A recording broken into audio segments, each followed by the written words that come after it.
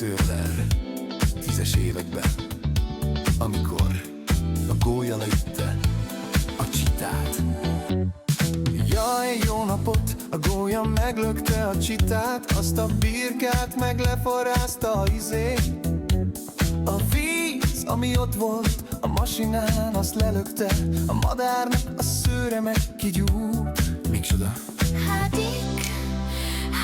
nem érti, te jány, hát mondjad már neki. Halló? Halló? Hát csináljanak már valamit, mert nagy tűz lett. Hol van?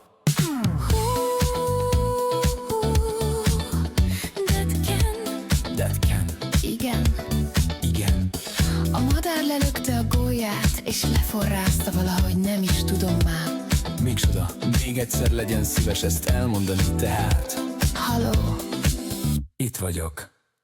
Legyen szíves még egyszer elmondani. Tulajdonképpen mi történt, mert én nagyon össze-vissza kusszaságot értek ki ebből.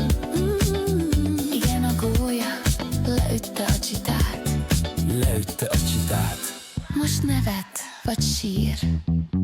Hát azt a csita megelesett, azt lelökte a lábast. A lábast, ami a izén volt a masinán. Nem tudom, minek gyújtott be ez az ember, te jány, nem mondta meg. De azt ráesett a birkára, a madár meg elájult.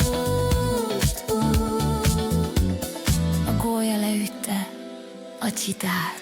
A madár szőre meg kigyújt. A madár szőre meg kigyújt.